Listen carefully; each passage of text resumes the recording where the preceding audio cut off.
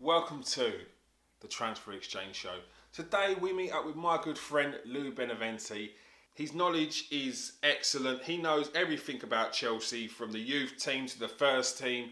He has his opinions on who they should be buying this season, what they need. We spoke about everything from the youth team to somehow getting on a conversation about Charlton, Manchester United, Arsenal. In the end, it was just a good chat with a good friend. Check it out. Make sure you go and follow his page. Make sure you show him some support. Enjoy. Okay, today we have none other than Louis Beneventi. I've not done an intro for anyone else, on these calls. Usually I just go straight into it and answer a question. Then a couple of people are like, "Oh, you just started an interview without introducing your guest, kids." So now you're the first. So just appreciate that.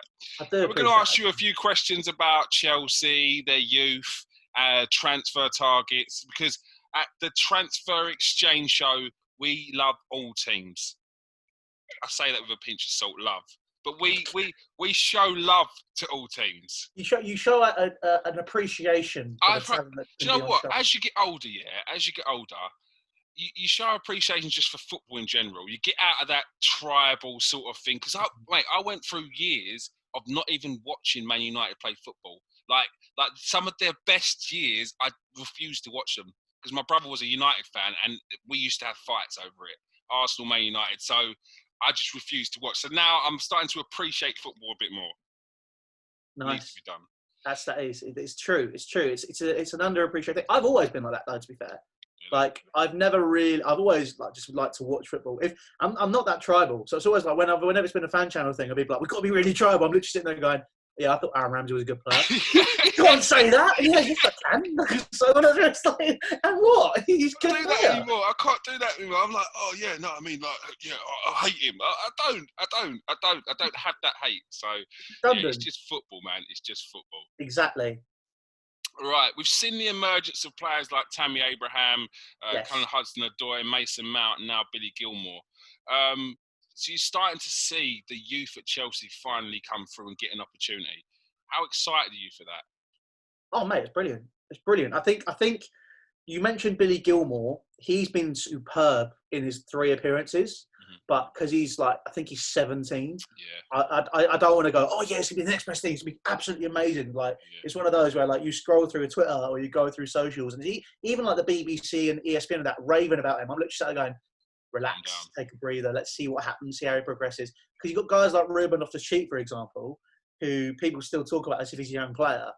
He's 25. He's not a youth player anymore. He is, it'll be the next couple of years where we see if we get the finished product. If not, you kind of need to, cut your losses and move forward. Mm-hmm. But it's one of those where when you look at guys like Billy Gilmore, Mason Mount, Tammy Abraham, and Reece James. I always forget Reece James for some reason. Reece James. Tomori at the back. It's one of those where it's we've got some fantastic prospects on our hands. Mm-hmm. And it's one of those where as time goes on, as we continue to develop, we can potentially see some amazing players on our hands. And it's a case of we've built a core. And it's one where I firmly believe, irrespective of the past decade where Chelsea youth prospects haven't been coming through as much, Chelsea have had the best academy in the world. By far. It's like you now see them coming through. Yeah. People are now starting to say, oh, okay. So it's it was a process. Of course it was a process. You can't just go, right, we're going to bring every single youth player. I'm just going to throw them into the first team. Mm-hmm. You had to, Chelsea clearly had a plan to kind of be, right, this is the golden generation. Say these are the players we firmly believe that can really progress and push. Let's go for it. And obviously the transfer ban helped. Maybe it was another year or so that put us off. But, there's different stuff and different things that could have been the case and have led to, Chelsea bringing through the youth players and being absolutely superb doing it. How much do you put down your youth coming through to the transfer ban or to the influence of Frank Lampard? How much do you think it's him that's had the influence in bringing the youth through? I think the transfer ban's definitely been the main factor. Mm-hmm. For example, last season, when it was announced that we got the ban, they turned to Sarri, the club, and said, look, can you use youth players next year? And he's gone, no, I'm not going to do it. And he left. So it's like... That's why he left. Yeah, The that's game why was just too much for him. Yeah. And it's one of those where he goes, I can't sign Jose Callahan or any other Napoli players, so I'm just going to go and fuck off somewhere else. Excuse me, French, put it politely. Which is absolutely fine. He did his job. It didn't work out for him. He obviously didn't enjoy in England. But then obviously Frank Lampard coming in did play a big factor, but I wouldn't even say it was Frank Lampard. I'd say it's more Jody Morris. Okay. So obviously Jody Morris was the I think it was under 18s and under 21s coach at Chelsea. Yeah. Before he went in to join Lampard's backroom staff, and obviously he managed all of these players coming through. So he's like, he knows what they're about, and it's one of those now. It's like before at Chelsea, they were saying sort of like, you sort of come in for a training session, have a little bit here, a little bit there. It's now one of those where Frank Lampard and Jody Morris have instilled that there is literally a direct route between the first team and the youth academy, where it's literally you can get there now. Yeah. And I think it's been great to see so many youth prospects, but at the same time, it's like I think we have lacked a bit of experience in the squad. Yeah, I mean that leads on to my next question. So you've got Tammy in your squad, and he's had a brilliant start to the season. How do you bring in a player that brings that right balance between still having his progression but still having that at least having a challenge for the title? It's a hard one. It is. That's one of the biggest factors that's always confused me. And I've sat there and gone, I would dread this season for Frank Lampard's almost been a free pass. Yeah. He can do what he wants. He can experiment with what he has. He can go for it. I would dread to be in his shoes right now. Because you could bring in that bit of experience, that big bit of quality, which I think, we kind of have the core of that squad now. We just need those little dregs of quality to come in to fill out the rest of the side. But it could massively upset the balance in the dressing room. Yeah, because they grew up together, didn't they? Exactly. So it's one of those where you almost be looking at potentially having cliques and stuff like that.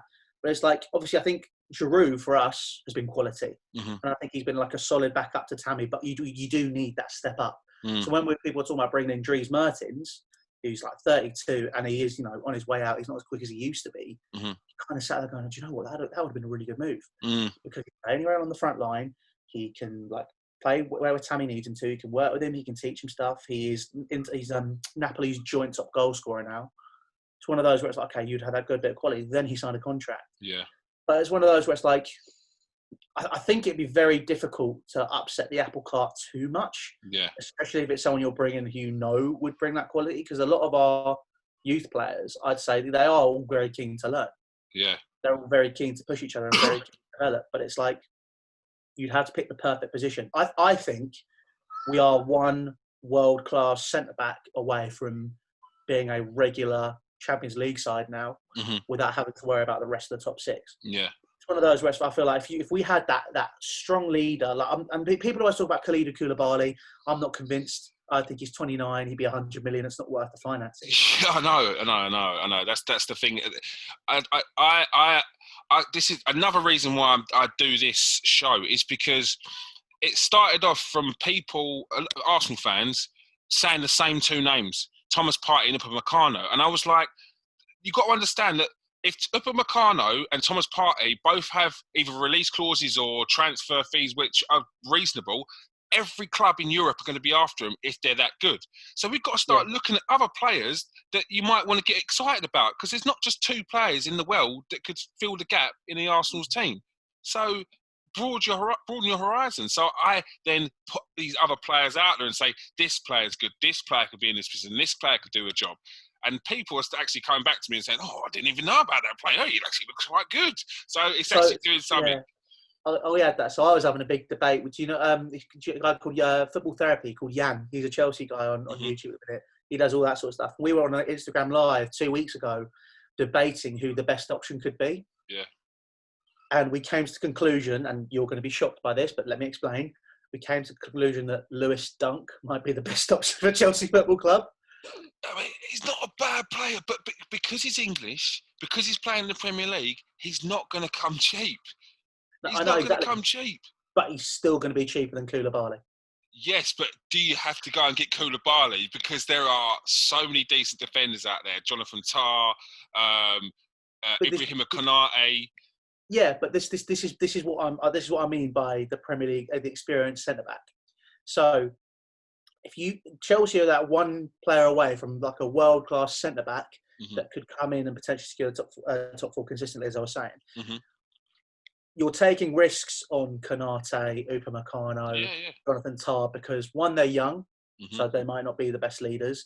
Two, they aren't proven. 3, more importantly, they're not Premier League proven. So if you spend that 50 million quid and it goes massively wrong, you kind of sat there going, right, okay, we're in a bit of a catch-22 here, and then we've got to try and retrieve those funds. Lewis Dunk, he's been playing in a attacking and passing style side with Graham Potter at Brighton. Been in the Premier League for 3 years, proven in the Premier League, is a quality defender.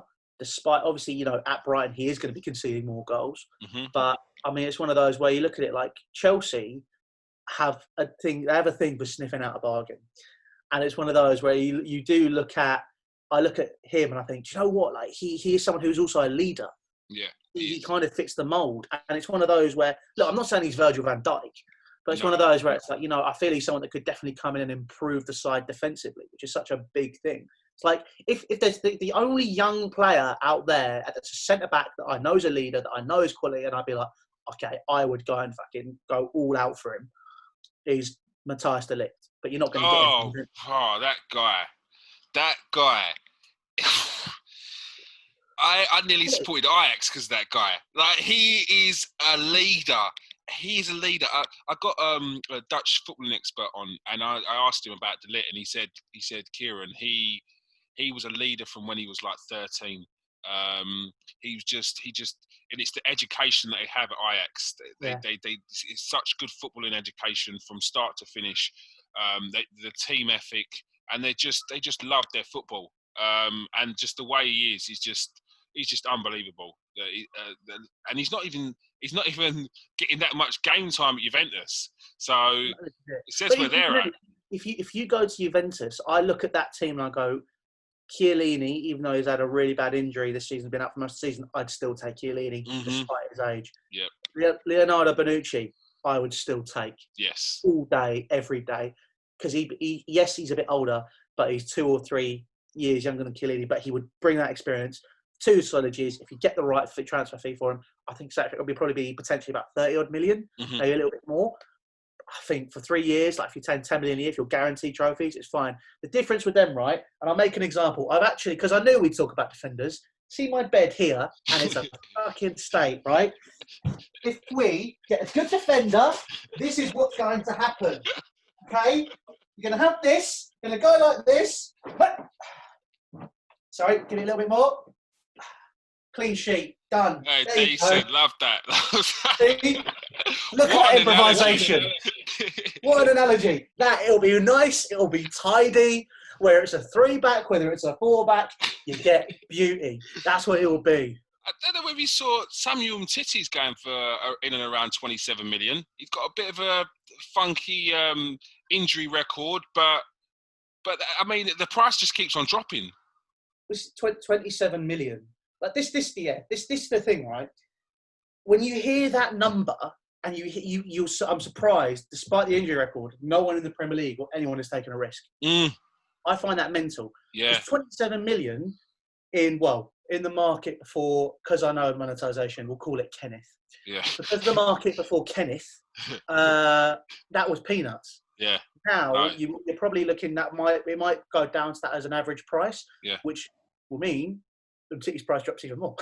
Yeah, well, and there's still clubs, like I spoke about this before, there's still clubs, although everyone is going to be hit by this current pandemic, yeah? But there are still clubs that have money. Chelsea still have money. Newcastle still have money. City, although they won't be able to spend, will eventually have money. PSG, these clubs still have money. So although the value of the player will be dropping, clubs will be able to benefit from this, and especially when you're looking at maybe getting a gem early doors from, say, South America, who will be hit the worst, and they're looking at losing like some superstar players that have maybe done well at the World Cup and whatnot. Even the Championship, League One and League Two, the youth academies, or even Mm-hmm. to be fair, I was literally on a live yesterday with Imperial's captain Josh. We were literally sat. He's a massive Reading fan, mm-hmm. and we were looking at it, and there's like teams in the Championship, League One and League Two that have some amazing players, up and coming or not, which Championship clubs and Premier League clubs at the higher end of the tables could work with. Because I mean, this the thing is with it, it's not just South America. English football is potentially on the verge now.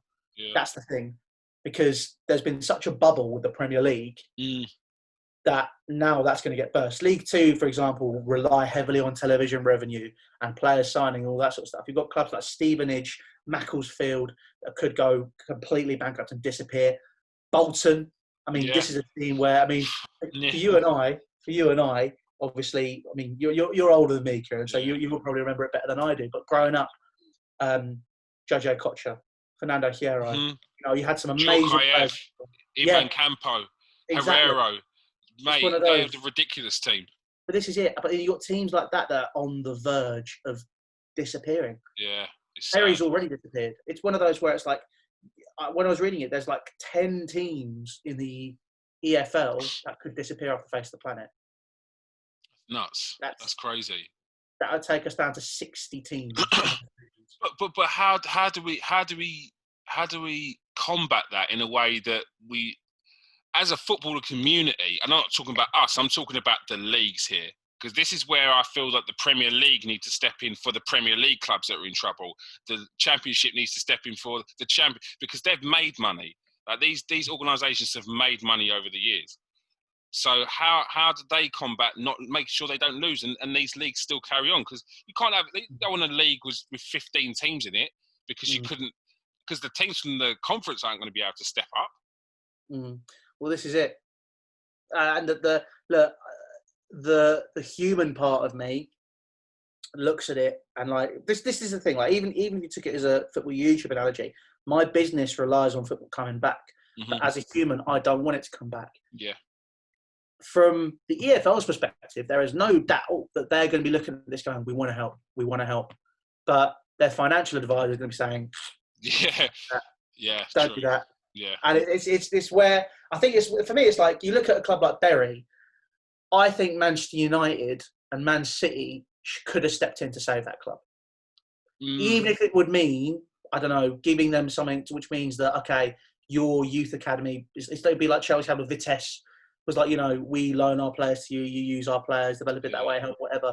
But I think it's a case of, even football has completely lost its community values. Yeah, it has, 100%.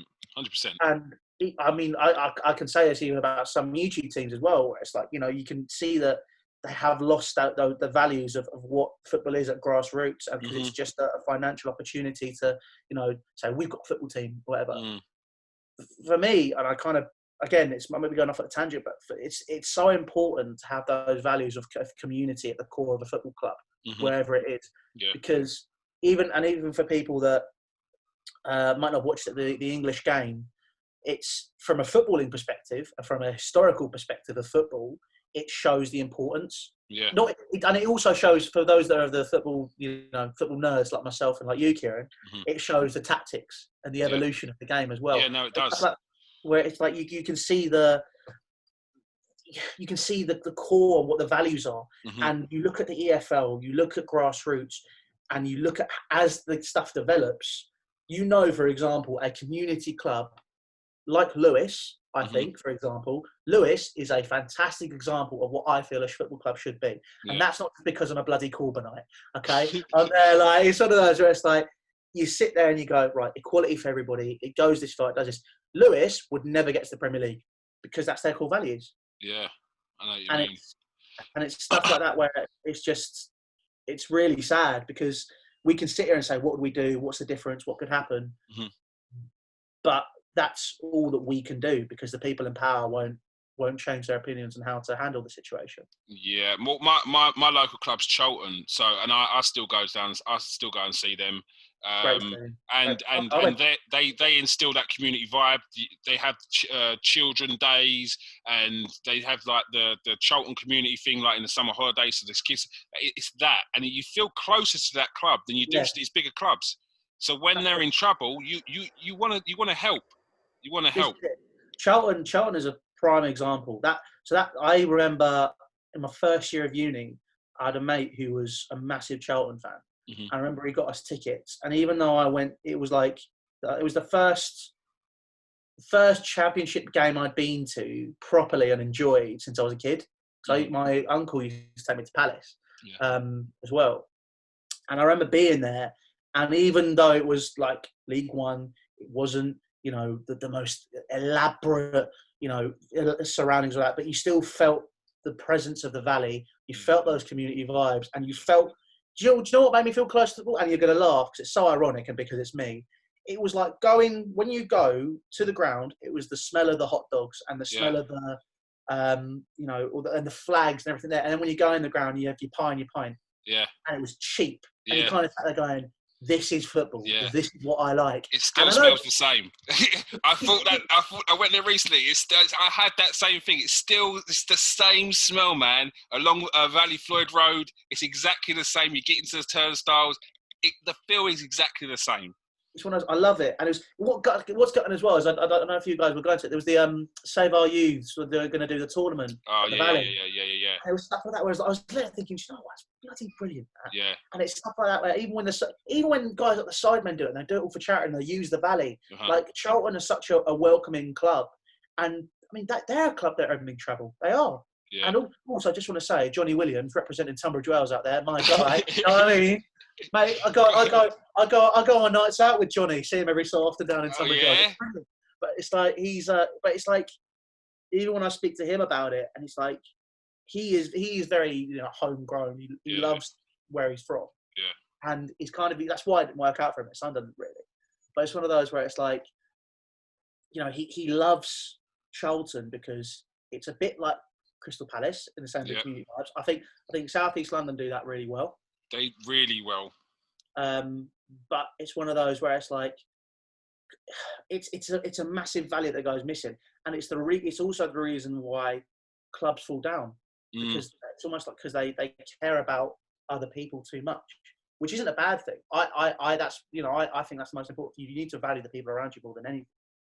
But it's one of those where it's like it's also the reason why Crystal Palace nearly went bankrupt. Yeah. It's the reason why Charlton nearly went bankrupt. Yeah. It's why Bury went bankrupt. It's why Bolton went under. It's just it doesn't fit, unfortunately, the capitalist mentality of the bigger clubs. Where it's like I look at some clubs and it feels like a tick box scenario. It doesn't feel genuine. Yeah. Chelsea, I know it's genuine because it's like you look at it like we were the first club to offer the NHS free places to stay in London. We opened up all our kitchens. We've not furloughed any of our staff during the pandemic. Yeah. All the players have been told they have to make a contribution to a charity, even though they do it anyway. Said, look, you need to make a big contribution. We're not going to take away your pay, but we expect you to do that. Yeah. It's stuff like that where it's like, football is a community sport, and I feel like that has been massively lost in just a bid to make more and more and more and more money. Yeah, I think with the Charlton thing, the where they went wrong actually, surprisingly, was when they tried to be a bit more ambitious and they tried to do it too quickly, and it just didn't work. And I think you can be that community small club like Bournemouth, but you are going to struggle. You are going to struggle. You are going to have to sort of come to terms with, okay, we're going to be that club that's going to bring through our youth, get them to a certain amount, then sell them on, and we're going to have to grow slowly like that. I mean, if you look at in France at Rennes, that's their mantra. Ajax, that's their thing. It's bring through the youth, sell them at the top price, and you've already got the next batch coming through. And I think if they took that sort of mindset and sort of invested in their youth academies, then they could sort of start to have a bit more longevity about it. That's just my opinion. No, I agree. I think, look, having a degree in football business and media. So it's like one of those where I completely agree with that. I think it's one of those where if you're a smaller club, you're going to have to be prepared that your best players will leave, or you're going to need to try and have that. For example, you always need to have that, that thing taken over. Again, trying to make it relatable to me, even though because I love talking about myself apparently. But it's one of those where it's like Imperial Wharf. I know we are a smaller club, and I've seen firsthand certain players being approached by other clubs that are a bit bigger than us or have a bit more of an attractive pull. So I'm already sat there going, okay, well, I need to find next people, and you're just keeping it ticking because you are. It's like it's one where even YouTube League, Football League, or whatever league you are, you have to keep it moving, and that's the thing. And it's like until you're right at the top, that's always what it's going to be. So it's one where, like, you've just got to do your bit to kind of stay alive, unfortunately, until you hit those upper echelons. But like we said, Ajax, you look at Rennes, Marseille now. You have like some fallen giants that are doing that now. Yeah. But you know that it'll come good. Like AC Milan will start doing that eventually. Yeah, they have to, because they can't keep. I see what they're trying to do, but they can't keep hemorrhaging money on players like Higuain, and that's not going to work. That's short term. It's short term, and it doesn't work out. It doesn't actually work. Listen, I think that's also a part of the reason why Zlatan's gone back. Like, even though he's not, they'd be hemorrhaging a bit of money on him, but he's always there. Like, it adds that affluence, which means that players will want to come back and play and have that element of the youth prospects coming, because they do have some fantastic youth players. Higuain's a very good role model for that, though. I don't know how many times I've heard stories of Higuain taking a youngster that might have a bit of an attitude, but he's a great footballer behind his arm, or give advice to other youngsters. You hear it all the time, man. He's a good guy to have in the squad. Yeah, it's just one of those. That's what Chelsea need. For example, bring it back. Wow! Look at that! Whoa! You nailed that. What a roundabout answer! So that's the question you asked about 25 minutes ago. Yeah, that's why Chelsea need an experienced defender. Well, there you go. See. Roundabout is the best way to do it. Answer. We covered YouTube, football, community. Oh, mate, it's brilliant. Love that. Mate, listen, if I come on a show, I give people everything. I lay it out. I will always do that. So this is part one of an 8, just to get through the questions of the day. Love it, Louis. Love it.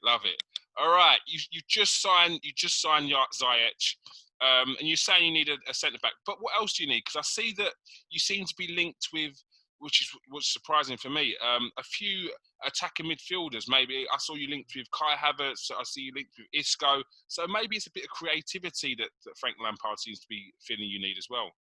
I don't think we do need that creativity. I think the Isco link is just one that happens every summer, so I kind of ignore that. It's like, that's kind of one of those where it's the same with the Koulibaly links. I remember when I first started reporting it, like when I just finished school and I was going 100% Chelsea, and that was a story I reported every single day, and it never happened. So I was like, right, do you know what? I'm not saying anything about him ever again until, it actually materialises. You see the shirt. And it's one of those where it's like, Isco's one of those where it's like, Chelsea been linked with Isco. I'm like, oh, cool. Is it that time of the year again? Fantastic. It's like Christmas. Rolls down every single year. Kai Havertz, I feel it's because he's the next hot prospect. Yeah. People are being linked with him. I think he'd be a great player for Chelsea because, again, he's very versatile. He can play up front as well, as we've seen in the Bundesliga over the past few games. I mean, the last set of fixtures and then obviously before the break. He can play up front, playing 10, left wing, right wing. I think he'd be a great signing. Yeah. He's going to come at a big price, though. But I think, he's had 1 or 2 good seasons. As harsh as it sounds, is it going to be value for money? You have to weigh that up. Yeah. I know what you mean. I'm speaking to a couple of experts tonight, so I'm going to ask them just for you. Whether Kai Havertz is the guy that Chelsea really need in the central midfield. I'd have some of that. I'd love that. But I think for me, we probably do need another winger, which is why when we were linked with Mertens, I thought that was great business because we brought in a top quality player in Hakim Ziyech, where, okay, again, sounds so pessimistic. But it's one of those where it's like, it's the Dutch league. Like I think he can be great. Because when he played against us, the attitude he gave, the aura that he gave, I thought was fantastic. But I'm then sat there going, yeah, but like Dusan Tadic, who plays for Ajax, yeah, he was all right for Southampton. He was solid, but he was a world beater at FC20. He was a world beater at Ajax. Yeah. Daley Blind looks like a world beater at centre back for them now, but he's like, he was all right for Man United. It's one of those where I'm kind of there like, it's 34 million quid, which is why it's great business, but at the same time, they're like, it's not that much of a risk. But I'm looking at it going, we'll have to see what happens. But when people are like, how excited are you to see it happening? I'm like, let's just see how he plays. Yeah, but you've just spoken about De Ligt, we've seen De Jong, we've seen Donny van der Beek. Like, they're producing players. So we have to take an element of it's a Dutch league, but like they're producing players. But it's one of those where I look at them as those players because it's almost like you have that element of, they're that good. You don't usually see certain players like you can just watch it and be like, I'm comfortable with that. Ziyech, I could see elements of that, but when they came to our place and we played them, he scored a great free kick, did a few step overs, very flash, very good player. But what's going to happen when he plays Burnley and Robbie Brady 2-foots him? Do you know what I mean? It's one of those where I'm like, it can be silky as you want, mate, but if you get absolutely battered, he strikes me as the type of player who's not going to take it that well. It's about consistency, and when you're stepping up into the Premier League and you're going to a team that's going for the top four, it's about consistency, and it's about having the fans having patience with him as well, because where he is that flash guy, he is going to try stuff that's not going to come off sometimes. So you have to take that, because if you want that expansive style of footballer, they're going to make mistakes. They're going to lose the ball sometimes. Alexis Sanchez used to lose the ball all the time. So when he went to Man United, I said, Jose Mourinho don't like that kind of player. So why are Man United buying him? He loses the ball all the time. He does great stuff, but he loses the ball a lot. He went to Man United, they couldn't hack him because he's losing the ball all the time, and he would defend. They were looking at him like people. That's the thing with Alexis Sanchez, because I think the same.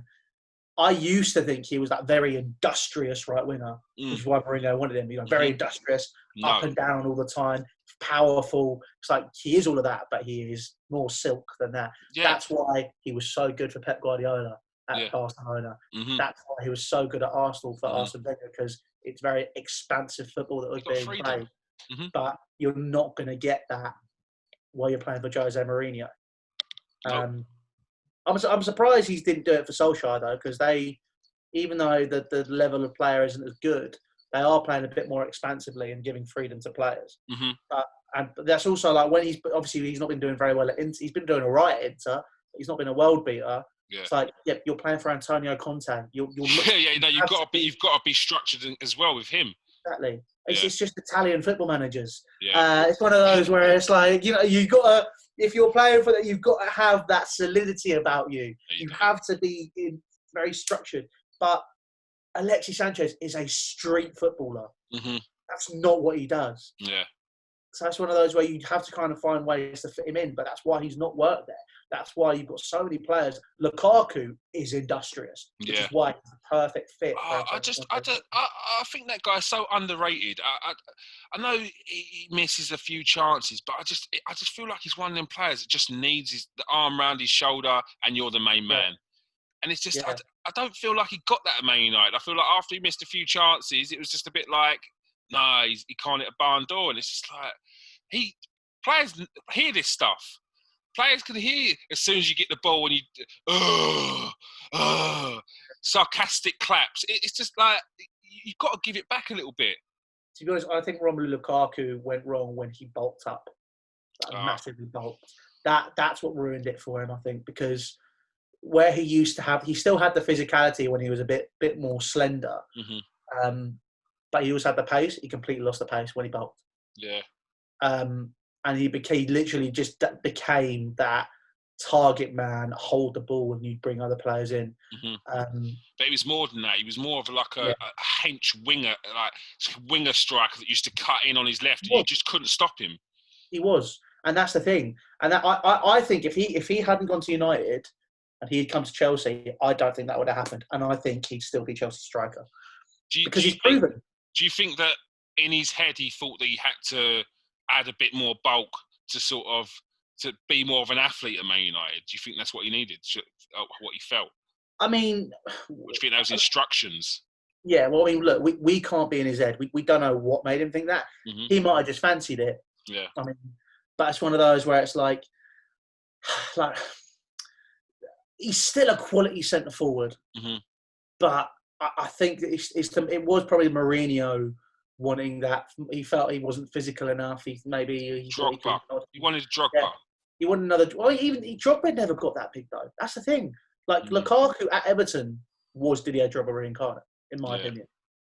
That's what you wanted. That's what you get. Because this is the thing with Mourinho, where I have pictures of that man on my wall still. He is. I've got 5 or 6 books of him like that. Do you remember that documentary on ITV a few years back when he was at Real Madrid? Yes. Like I watched that over and over and over. The man is he's my idol when it comes to football management. But he's lost his touch. He's turned into what he despised. He's turned into what he used to take the piss out of Wenger for. And that's what I think when he got Lukaku, he was like, right, you need to be bigger, you need to be bulkier.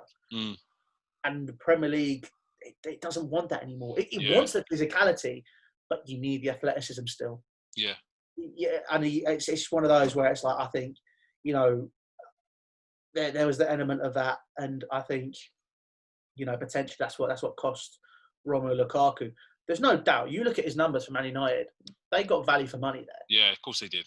But it's one of those where we sold him on. They made a loss from the direct fees. But that's the thing which when people look at sales and they go, oh, he's just made a loss. They've just done this. They've just done that. Had him for 2 years though. Yeah, it's like and look at the finances what he brought when he was there and he first started. He was superb. Yeah.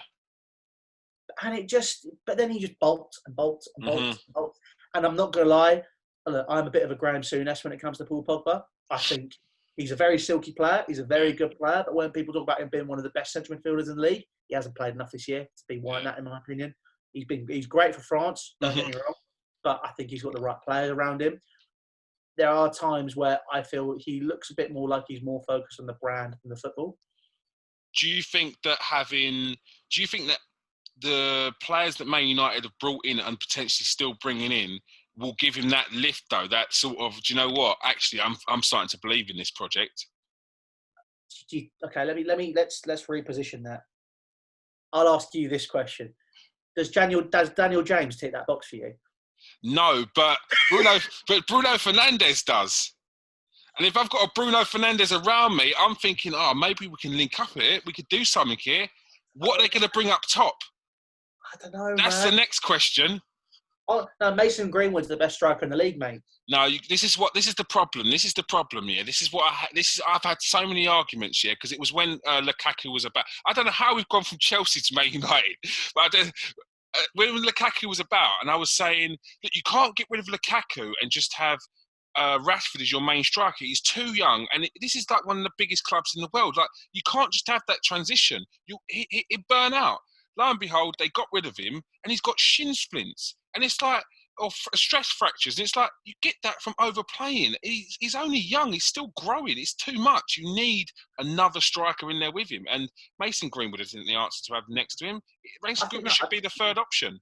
He should be, but he's only going to get better. Mason Greenwood. He does look good, but they do need a centre forward. The question is, if they get Champions League football, are they going to get that? Because the thing is, Man United, a year or two ago, they were still like the Real Madrid of English football, where it's like, it's Man United. Yeah. That's not for Man United. Now, when you're signing Daniel James, and sat there going, do you know what, if I was a player and if Man United came to me and Man City came to me, I'd go Man City. Yeah, 100%. It's one of those where it's like you have that Pep Guardiola element of football. You have a strong academy. Even if they're not getting as many opportunities, you'll get some good footballing education. And if it means you get sold on, that's great. You're going to win things. You're going to win things. Yeah. Man United, you're not winning anything. You're not winning anything with Solskjaer. Yeah. It's harsh, because a man should just be judged on his performances, and Man United's performances have picked up massively recently. But it's a very uninspiring manager as a player. Now, the draw to Man United would have to be the club. Now, Man United will have their name for years and years to come, and they'd have to do something disastrous to not have players want to go, oh, right, actually, no, it's Man United, without even thinking who the manager is. But still, the next look is, it's Ole Gunnar Solskjaer as your manager.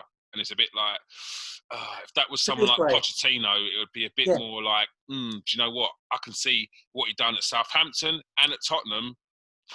He can do a job at Man United. Ole Gunnar Solskjaer drives a Volvo. That's what you need to know.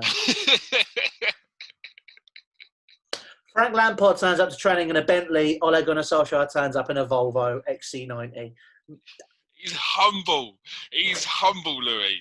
N'Golo Kante is humble. N'Golo Kante turns up to training in a Mini, but Minis still have a bit of panache about them. Volvo XC90s, you're just 5 minutes away from getting your child seat out and putting your outstation in the boot. There's a difference. Oh, you're harsh. You're harsh. You are harsh. Dembele, who's in Scottish League and absolutely devastated it, was not good enough to buy when he's in Scotland, but he has a season over in France, and now Chelsea and Man United are looking at him as a potential buyer. He was good in Scotland. He wasn't devastating though. But it might be harsh, right? I have family in Glasgow, so that might be why I'm sounding incredibly harsh, because I'm kind of sat there and you see them being very typically Scottish about him. So I was kind of there a bit. The other end of the spectrum. Yeah, he's the greatest thing since Braveheart. Except the other end, like, he's a rubbish mate. He's worse than being English. It's like, it's one of those where. Look, he just, I don't know. 60 million for him, 75 million for Osimhen. I just don't feel that those valuations are right. No. I'd rather go back for Lukaku. I'd rather spend an extra 25 million and sign Romelu Lukaku. But because I know he would, he'd come in against Abraham, and he probably would start ahead of Abraham. Mm-hmm. But he'd teach Abraham so much as well. Yeah. And you got, like you said, you've got to have that right balance. You've got to have that right balance of age as well. It's very important, because when you bring in a player, if you bring in a 21-year-old that costs you 75, 80 million, Tammy Abraham could potentially be going, if he's the same type of striker, he's thinking, oh, right, well, am I getting a spot? Are we working together? Or what's happening here? But if you bring in someone who's a bit older, a bit more experienced, then it's like, do you know what? This is sort of either a challenge. It's to guide me. It's to whatever. You see it as a sort of a progression in the club you might like, as opposed to something that's more of a challenge. Exactly. But this is it. I think like a Tammy Abraham Lukaku relationship could almost be. I mean, it's very different. It could almost be like that Aguero Jesus relationship, where it's like, like if Lukaku comes off 75 minutes, Abraham comes on. Oh, okay. Abraham starts in this game, Lukaku starts the other. It means that there's a rotation there. Mm-hmm. One thing I never understand is, why haven't we extended Pedro's deal? Why don't we play Pedro down the middle? Because he did that for Barcelona. Yeah. And my God, the guy knows where the net is. Mm-hmm. He doesn't have the legs to play on the wing anymore. When I've seen him, like almost in games, like in the Spurs game, right, before the break, mm-hmm. he was on the right, but gradually as the game went on, he floated into the middle, and Mason Mount kind of floated out. Yeah. And when he was behind behind Giroud, sorry. Mm-hmm. My God. Yeah. He's like, he has that almost like that scavenger way he runs, that he's almost very ratty in how he runs, and he chases stuff down, and I think he's like, we have that already at Chelsea in terms of the experience. We could use it, but maybe he is just getting on that bit too much, which is why we're looking maybe a bit younger. But it's like, I'm looking around the leagues, and I'm looking at, it might just be the fact that I've kind of been so focused on the Premier League for the past few years, I don't see it anymore. But it's like, I don't see one of those strikers that's like, okay, he's that old head which is going to help someone that's available in Spain. I don't see it in Italy. I don't see it in France. I don't see it in, where else? Bloody, I don't know, Belarus. It's one of those where it's like, I don't see those old heads in football as much anymore, where you feel that they could offer that difference. Mm-hmm. And if they are those old heads, it's Gonzalo Higuain And we saw what he did at Chelsea last year. The thing is, they're not coming. They're not coming cheap either, because it might not be Higuain, but it might be the Ben Yedders. It might be. There's players out there, but they're not coming cheap. You're talking about 40, 50 million still, and it's like, I don't want to have to pay that for a 29-year-old who I'm only bringing in as competition and rotation for the real striker I want to see come to fruition. So it's a bit. It's a hard balance. In a situation we're in now, my club, where we've got one striker, our main striker, who potentially is going to leave. If we don't sell him, he's going on a free if he doesn't sign a new contract. And the other one who's got 2 years left, who hasn't really, I don't see him as being the main striker. And if you keep him, you have to give him a new deal because he's got 2 years left.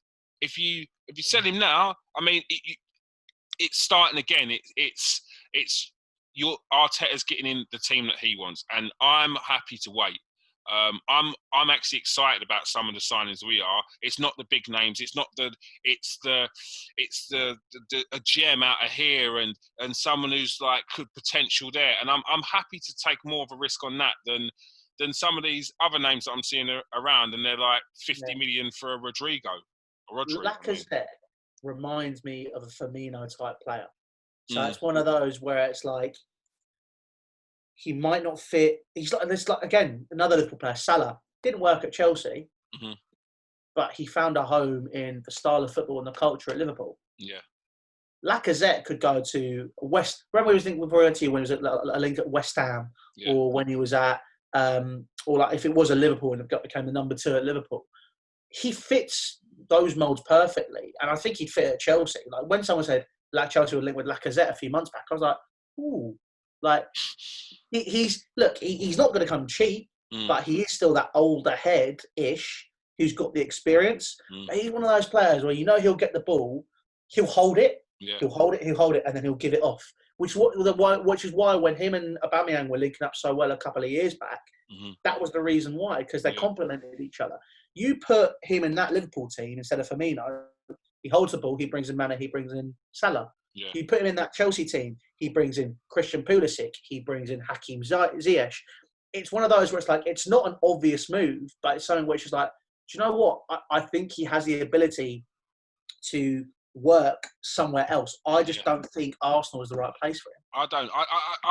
I've said he's not a bad striker, he's not a bad player. I just don't think Arsenal's the right club for him. He's not quick enough. He's very good at a lot of stuff. He's not excellent at one thing, and that's the thing for me. I think we need Aubameyang's an excellent finisher, and I think that if Lacazette had a bit more pace, he'd be a bit more devastating. If he had a bit more something else, but he's just not that, and I don't think he's the right fit for the Arsenal and the way we play, personally. Well, that's it, and especially for how Mikel Arteta wants to play. You're looking at Pep Guardiola. Actually, you know what? He could work. He is almost like it's going to sound harsh, like a B-Tech Aguero in terms of he's got a good all-round game. But if you bring in the right players in the right positions, it could work. But the thing is, Aguero's smashing in 30 goals a season. Alexander Lacazette is not. And he's making it up with his assists, but I want my striker to score goals. I want my striker to score goals. Yeah, I get that. That's why I said B-Tech Aguero. Yeah. It's like, harsh. Yeah, it's like he brings in different skill sets, and I think that's if you look, Aubameyang's going to go. I can't see it saying at all. I think he wants to win things. Unfortunately, Arsenal aren't in a position to do that right now. Yeah. I think that's why he's going to be looking. Well, if Real Madrid come knocking, I think that'll be. Do you know what? I think that'll be a stupid move for him because he's not going to displace Benzema. Yeah. Benzema's that old. No Raul, isn't he? They love him there. You can't push him up. It's not just that. It's like even when you sit there and you think Real Madrid, no one ever says Benzema. And you look, because I was the same. I think he's all right. He's not all that. He keeps his spot, but the reason he kept his spot for so long is because he fits and complements the team so well. Yes. And you look at the stats, and you're like, he scored 20 goals last. What? Where did that come from? Yeah. But it's because it's kind of he almost like works in the shadows, and he's a team player. well, he might not be a team. I felt Bueno, he might not be a team player, but it's one of those where it's like, you know, I think he wouldn't go. He'd go there on the left wing. He could displace Hazard. Yeah, but still got Asensio there. You've still got Isco there. Yeah. Aubameyang really like he could go back to Dortmund. Or go to Bayern, or like if he can go say, oh, you know what, he's linked with us, come to us because he'll start for us every single week, and he'd win things with us. Nah. I'm not into this wife swap rubbish. We don't. What do you mean you're not into it? How many times have you done it? We gave you William Gallas. We got Ashley Cole. We got Giroud, so you could get Aubameyang. I can't believe you actually brought up Ashley Cole. My chest is hurting. My chest is actually hurting. I can't believe you brought up Ashley Cole. You trying to say you swapped him for Gallas? That's not a fair swap. No. Ashley Cole won you leagues. What did Gallas win us? The Thank title. you, Arsenal. The banter club. That's where it started, mate. Sitting on the halfway line, sulking. You're meant to be captain, mate. No one wants. Yeah, there's one thing showing your disappointment. Yeah, but it's another thing sulking in the middle of the pitch while there's younger players around you where you should be putting your arm around them and saying, it's okay, we can get through this. And it's even worse that you wore the number 10 as a centre-back. I know, that's embarrassing. It's embarrassing. I've got a couple of more questions for you, which I'll try and keep onto the questions because, I mean, I had a book full, but you've answered two, and even one of them, it was answered with we went round the world to get to it. It's brilliant. But I'm glad to get you on again, Louis. You're a great guest. Oh, thank you. Conor Gallagher. I don't know if you know too much about him. He went on loan at Charlton. He was a standout player at Charlton. He's a very good central midfielder. Do you see him coming through at Chelsea? Not this year. Yeah. Next year. I'd say this season he needs to have a loan at a Premier League club. Yeah. So as soon as Swansea and Charlton are done, go on loan in the Prem, see what he's capable of there. And like we were talking about Loftus-Cheek earlier, he's 25. Look, if Loftus-Cheek gets injured again, it's not working out. I would say Conor Gallagher could come in potentially and fill the void. He's a very good player, man. He was head and shoulders above. He's a good number 8. Number 8, number 6, number 10. He can do the lot. I think he's a great player, and he again, it's one of those where Chelsea. We were talking about Ajax. I feel like Chelsea's slowly starting to evolve that culture, and like it's one where we had that winning. We were a ready-made team to win things.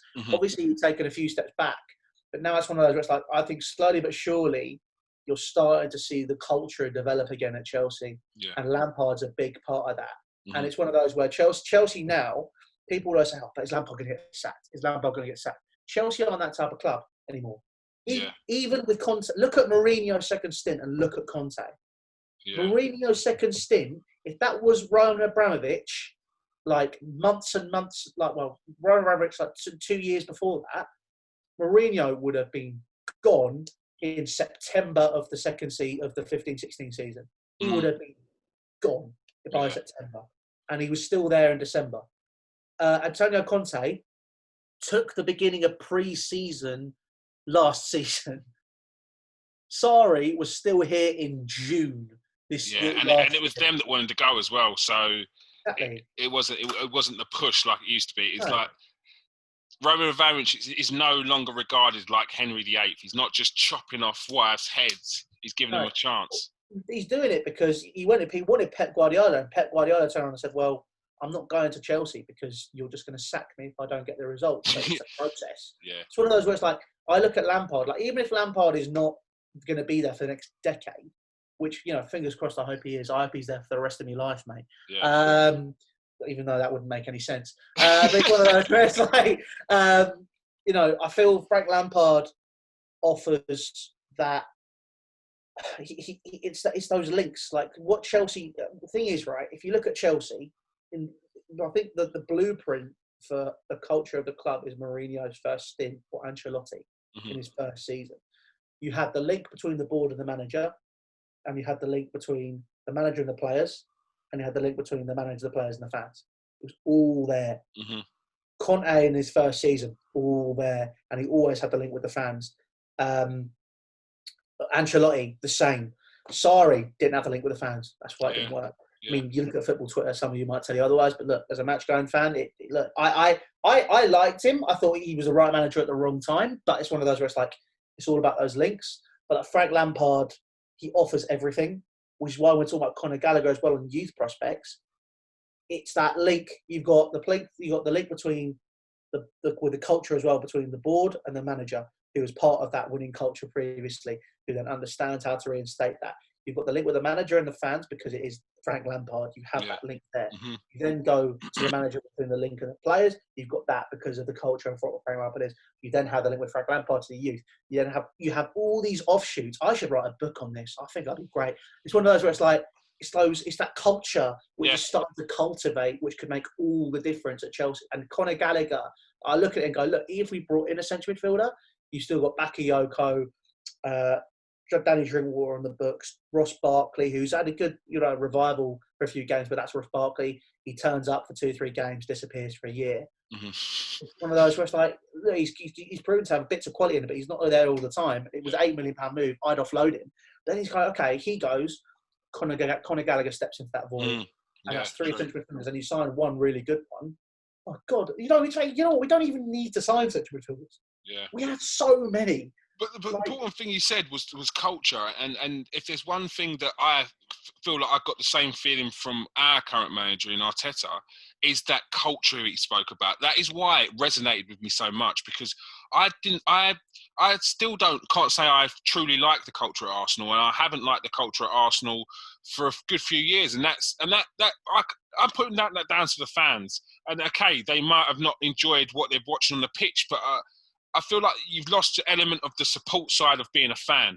And yes, you've got that. Yeah, I pay money, I pay this, but you've got to give a little to receive a little. And I feel like we missed that. It was almost like, I'm here to be entertained. I'm not entertained. Boo! And it was like, no, you've got to give them something to get them going. Why does it always need to be when a player's in bad form? It's you're shit. Why can't it be? Come on, mate. Put your arm around the shoulder. Come on, you can do better. You've got this. That's what you. Come on, Arsenal. Come on, Arsenal. Now it's like, come on, Arsenal, and it's different. Yeah. Honest, like you lost that when you left Highbury. I know what you mean. It's that simple. I'll be honest.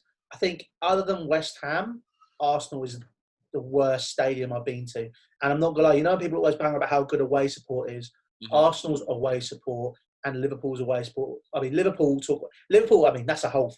We're talking about going around the world and stuff. That's another topic for another day. Because I could rant about Liverpool and their atmosphere for hours. But it's one of those just like I look at Arsenal. It's like you have people that are stuck in. This is what happened at Highbury. We were this good. We were invincible. We did this. We did that. Key words and the key phrases are all in past tense. Yeah. It's not just going, right, this is what we've got. We need to take that step back and okay, let's reevaluate. Yeah. Mikel Arteta wants to reevaluate. Yeah, he does. When we're talking about culture, and I'm talking about links between the board and the manager, you have no link with your board. That's your problem. It's up here. Whatever happens down here, it's just not gonna work. But they know that. That's why there was talk about bringing Arsene Wenger back, because they know that. Arteta knows that. Why would there be no talk of Arsene Wenger coming back in any way, shape, or form if it wouldn't have been some form of idea of Arteta? Because they want to move well away from Arsene Wenger. But why was that sort of something? They're trying to bring something back, whether that's links with Santi, whether that's Arteta, whether that's an old player that could be a director of football there. They still want something there. That's why I think the Edu thing, they're trying to build it back. But it's when you can build it back as much as you want. Well, Stan Kroenke's there. You're not going to go anywhere. He doesn't invest. He takes money from the club. What was it? It was something like Arteta could only make 3 transfers or something for the first season or something like that. I'm like, you can't build anything on 3 transfers. I'm sorry. Unless it would literally be a case of, right, if we get these French transfers, they work out because you've moneyballed it almost. Mm-hmm. And it's gone, so we know we can sell these on if they work out, this will happen, and we reinvest that cash flow. That cash flow is not going to be reinvested into Arsenal. That cash flow is going to Stan Kroenke's pocket. Yeah, it will go profit. Okay, that's the profit. That's what we made of it. There's the profit. That's mine. Okay, what can you do with that? It's like nothing. That's why we need the profit as well, mate. Yeah, well, but this is it. And it's like, I don't know. There's just it's Arsenal. I think are forever going to be in this catch-22 until Stan Kroenke leaves the club. I think Manchester United are almost in a similar position because they are run on debt. Ed Woodward doesn't know what he's doing. He's got better, but he still doesn't know what he's doing. Yeah. City, Chelsea, Spurs to a certain extent. Daniel Levy is a very shrewd businessman, and I know that they might get pissed off, but my God, he's done a good job. The fact that Tottenham are still looking at potential Champions League football, and they've had the amount that they've had like no transfers, or if they had, it's been minimal. He's very good at what he does. You know, look, it's Arsenal just don't have the culture anymore. They don't. Well, well, the thing is, but you say Daniel Levy's doing a good job. He's shrewd. They're not spending much money on signings, and they're still getting Champions League football. Arsenal had that for however many years, but the fans weren't happy with that. They said we weren't winning trophies, so he started winning some FA Cups to add on to that. That still wasn't good enough. I don't want FA Cups and top four. I want the league. Is it the fans' fault with the realism, or were Arsenal massively still underachieving? To a certain extent, I'd say it was the fans. But the season Leicester won the league, you lot should have really been up there. Yeah, no, we do. Oh, yeah. Yeah, that hurt. You've missed the boat, I think. If Arsenal had won the league that year, I think we'd be looking at a very different dynamic at Arsenal Football Club right now. Well, we would have bucked the trend. We would have been able to live off the lackage of investment and then still won a league. Not so much in the way that Leicester did it, but still, which would have then sort of given you that sort of boost that you needed when you wasn't spending much money. So if you'd won a league, I reckon you lot would have maybe got a bit more money out of Kroenke. And it would have gone, do you know what? Let's give you a little bit of cash flow here, reinvest that. And then, it's cogs are ticking. Whereas what happened then was that was the beginning of the end for Wenger. But for me, that was, I think Wenger should have left Arsenal when I was still at school. I finished my degree and I finished my degree and he would only just left as manager of Arsenal. He should have left when I was doing my GCSEs. You know, it's one of those where it's like, I'm sat there like, 2012, I was looking at 2013, and I'm going, come on, lads, like, you need to find someone else now. Wenger's getting on a bit. I think what would have made sense for us is Wenger moved upstairs, but you let him go completely. You just cut it out. But that's why they're talking. That's why they were talking about getting him back. That's why they talk. But when the environment and the atmosphere gets so toxic, your fans are fighting between each other, then something needed to give. And for the board, that had to be Arsene Wenger because it couldn't be them, and you can't get rid of a whole squad.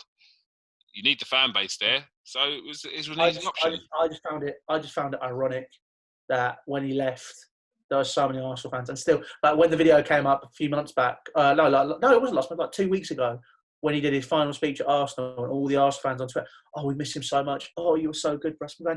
2 weeks ago, 2 years ago, you were saying how crap he was.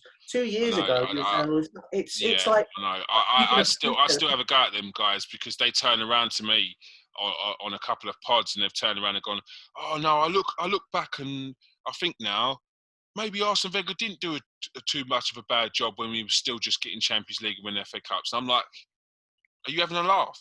That's not the energy that you was coming with when you were saying you're a piece of shit, you're a dinosaur, you're this, you're that.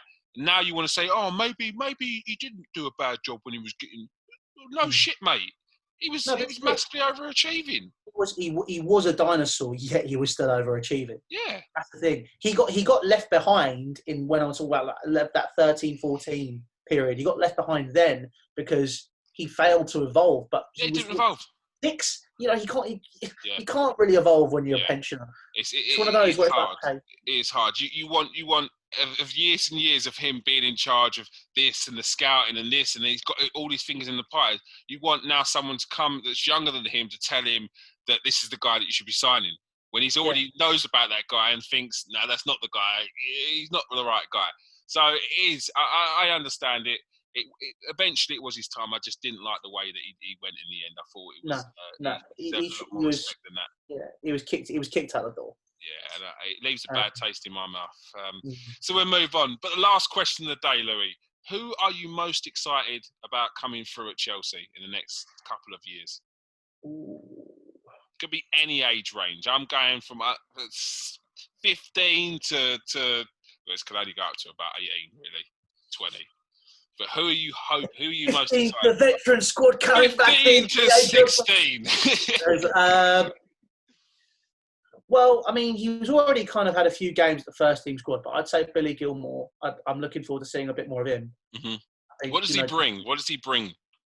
He's a midfield general and he's 17. Really? like you have that hard-nosed Glaswegian approach to football, along with that silky Spanish passing range. Yeah, it's like I'm looking at it going like I remember he was there was a video that came out from him after he made his debut talking about how Fabregas was his idol. You see that it's like this 17-year-old walking up to a Champions League winner in Mateo Kovacic going, yeah, you go over there, and I'm sitting there going, that's good. Okay, that's why he's there. But that's why he's there, because if he was shy and retiring, he wouldn't be. No matter how much talent you got, you'll just get eaten up if you're in that position in the midfield. Like you can't do that. He sent Fabinho back to Monaco in that FA Cup game, and then he played after that in the league, and he did the same again. And I'm kind of there like this kid. He's different. He's different gravy. I think he's quality. I'm looking forward to Reece James securing his position at right back. Very good player. Very good player. Right. I think he is Wan-Bissaka and Alexander-Arnold in one player. He's got more going forward than Wan-Bissaka. Yeah, he's got more. His crossing, and it's massively underrated, and his delivery of the ball is as good as Alexander-Arnold. It's a bold statement. Mate, watch it. I'm using that as my headlight as the title, mate. Hey, listen, watch some stuff on YouTube and text me later, and I'm telling you, you'll go, okay. He will push Alexander-Arnold into a deep line playmaker position in midfield. Because they feel that Alexander-Arnold would be wasted at right back. Alexander-Arnold was never a right back. He was a creative midfielder, and he just went in at right back because they needed a player there. But he fits the Liverpool system. Yeah. But it's one of those where it's like he will push. What will happen? Because in England you've got Wan-Bissaka, Reece James, and Alexander-Arnold all going for that right back slot. Yeah. Right. And it's you got a Lampard, Gerrard, and Scholes issue there, mate. Like you can't. Yeah. That's one. So he'll. I can even see Alexander-Arnold moving into midfield for Liverpool. I can see him doing that. But it's one of those where it's like Reece James has the delivery of Alexander-Arnold. He has the defensive capabilities of Wan-Bissaka. Mm-hmm. But people say, "Oh no, he doesn't." What are you talking about? No, I watch him every week. You don't. It's one of those where it's like one of those people. That's what I say. Yeah. This guy is like he's different, and not only so he can play, but he can play. You look at what you talk about. Because I was the same when people were saying that about before. I was like, I don't know, like that's a bit much. He played in every single position apart from in goal for Wigan and absolutely killed it. This is the thing, and all it is about now, because you can see the level of the player is, you can see what attributes he's got, and they will only get better. It's just about consistency. Exactly. It's about once you get consistency of over a season, and you're like, okay, and 2 seasons, you're like, nah, he's the real deal. And then that's when he just grows and grows as a player, and then the defensive side will just be locked off, mate. I think Chelsea have been starting to play a 3-back more and more towards the back end of the season. I look at it and I go, we're talking about that midfield, that defensive bastion almost. Mm-hmm. You play a 3-back, a bit like we did with Conte. You'd have a back three, Aspilicueta, Tomori, and somebody else. Depends. It could be Rudiger, could be Zuma for the time being. But then you've got Reece James at right wing back, Marcos Alonso. He's not a left back, but he's a great wing back. Mm-hmm. And then you've got midfield 2 of Kovacic and Kante, or you go for a midfield 3 with Gilmore, Kovacic, Kante, Jorginho. You've got the options there. You could go for the 3 up front with Pulisic, Ziyech, and Tammy Abraham, or you go for the 2 up front with Pulisic just off him, or Mount. We've got about Mason Mount as well. Mason Mount playing on the left. Chelsea have so many options. Yeah. And it's like they're only going to get better. Only going to get better. And Mason Mount is a massively underrated player. He might not be, the silkiest. He might not be, the most, advanced, sort of like, oh my God, look at all these skills. He's amazing. Mm-hmm. He works hard. He pushes himself. And the pragmatism's almost his greatest asset, because when he does do something silky, people forget he can do that. Yeah. He's a hard worker, and it's one of those where Chelsea have so many options. But like Reece James will secure that spot at right wing back. He will. All right, that's a big statement. Thank you very much, Louis. That was, do you know what? Yeah, Louis, that was just like I was just chatting to a mate about football. That's brilliant. That's exactly what I wanted. Well, that's what I try to offer, mate. Thank you very much for your time. Could you just tell the fans out there where they can find you, your Instagram, your YouTube, your Twitter, the lot? Go on. Thank you. So, if you want to abuse me for my comments on Alexander Arnold, you can find me at Louis_Beneventi on Twitter, and then just my name, Louis Beneventi, on Instagram. And my YouTube channel's my name as well, because I'm really self-centered like that. Off the back of that as well, I'm also running a site called the Chelsea Echo, which is a Chelsea news site, which is going to be expanding very soon as well into the game that we all know I'm very good at and I love to do. YouTube coming soon. So you can find us on all our socials there as well. And obviously Imperial Wolf, my YouTube football team, which I'm going to try and sign Kieran for once this call's ended. Packet of Maltesers, mate. Player manager. I'm hanging up my boots, mate. I'm too old. Back problems, knee problems, a lot. You could be the Richard Wright to Bilal. I tell you what, I'm good in the changing rooms. I'm good on the training pitch. And yeah, I mean, I've seen your facilities though. Like they are top notch. There's a reason why clubs have tried to steal it from us. Yeah, what can I say? What clubs? You don't give them no airtime. Not on this channel. But yeah, look, that's where you can find me, and obviously subscribe to Kieran as well. Doing a fantastic obviously subscribe to me. I mean, this was my video, but yeah, we'll be doing a live with Louis at one point, because I need to get some of his followers onto my transfer exchange page, and that's what we're there for. We go around, we look at transfer news, we go onto other people's pages, and we give them their latest transfer news. We have a little chat about that as well. I like that. That's what we do. Thank you very much, Louis, for your time. Greatly appreciated. We'll have this again soon, man.